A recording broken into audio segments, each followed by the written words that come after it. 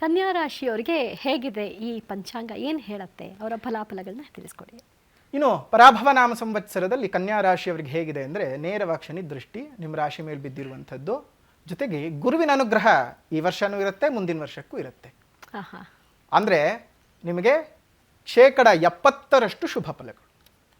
ಯಾರು ಚಿಟ್ ಫಂಡ್ಸ್ಗಳನ್ನು ನಡೆಸ್ತಾ ಇದ್ದೀರಿ, ಸಣ್ಣ ಪುಟ್ಟ ಕೋಆಪರೇಟಿವ್ ಬ್ಯಾಂಕ್ಗಳನ್ನು ಯಾರು ನಡೆಸ್ತಿದ್ದೀರಿ, ಮತ್ತು ಈ ಆಡಿಟಿಂಗ್ ರಿಲೇಟೆಡ್ ಯಾರು ಕೆಲಸವನ್ನು, ಅಕೌಂಟೆನ್ಸಿ ರಿಲೇಟೆಡ್ ಯಾರು ಕೆಲಸವನ್ನು ಮಾಡ್ತಾ ಇದ್ದೀರಿ, ಅವರೆಲ್ಲರಿಗೂ ಸಹ ಒಳ್ಳೆಯದಾಗ್ತಕ್ಕಂಥದ್ದು. ನಿರುದ್ಯೋಗಿಗಳಿಗೆ ಉದ್ಯೋಗಗಳು ಸಿಗುತ್ತೆ.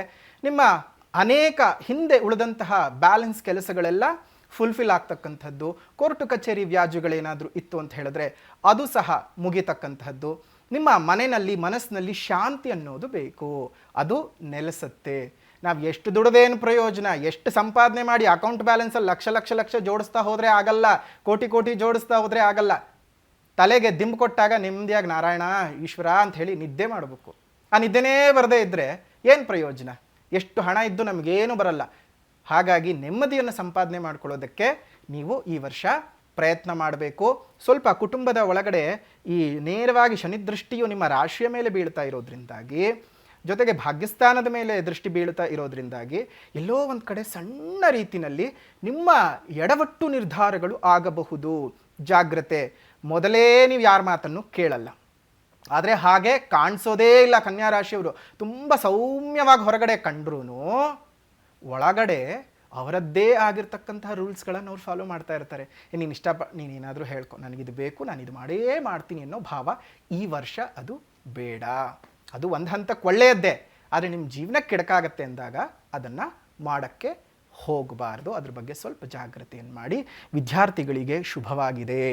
ಅದರಲ್ಲೂ ಕಾಂಪಿಟೇಟಿವ್ ಎಕ್ಸಾಮ್ಸ್ಗಳಿಗೆ ಹೋಗಬೇಕು ಅಥವಾ ಬೇರೆ ಬೇರೆ ರೀತಿಯಾಗಿ ಹೈಯರ್ ಸ್ಟಡೀಸನ್ನು ಮಾಡಬೇಕು ಅಂತ ಅಂದ್ಕೊಂಡ್ರು ಈ ವರ್ಷ ನಿಮಗೆ ತುಂಬಾ ಚೆನ್ನಾಗಿದೆ. ಇನ್ನು ಮದುವೆ ಆಗುತ್ತಾ ಗುರುಗಳೇ? ಪ್ರತಿಯೊಬ್ಬರಿಗೂ ಇದೇ ಪ್ರಶ್ನೆ.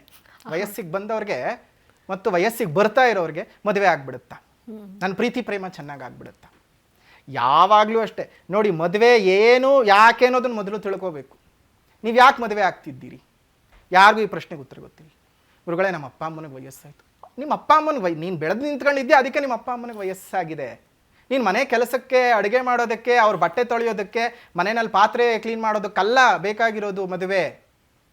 ನಿನಗೆ ಯಾಕೆ ಬೇಕು ಅನ್ನೋದನ್ನು ಫಸ್ಟ್ ಚಿಂತನೆ ಮಾಡಿ, ಆ ಉತ್ತರ ಸಿಕ್ಕದಾಗ ಮದುವೆ ಆಗಿ.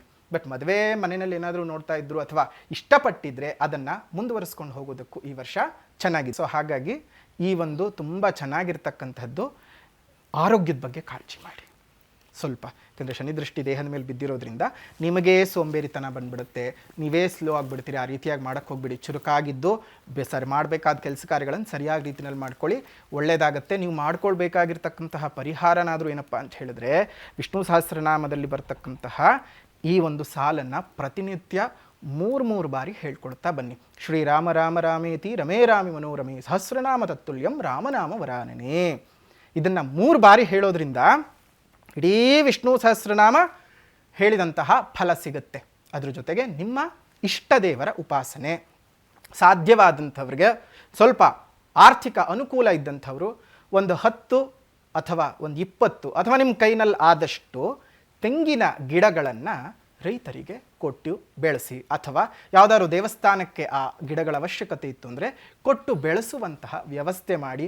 ಆ ಗಿಡವು ಮರವಾಗಿ ಹೇಗೆ ಬೆಳೆಯುತ್ತೋ ನಿಮ್ಮ ಜೀವನವೂ ಸಹ ಅಷ್ಟೇ ಅಭಿವೃದ್ಧಿ ಆಗುತ್ತೆ. ಒಳ್ಳೆಯದಾಗಲಿ.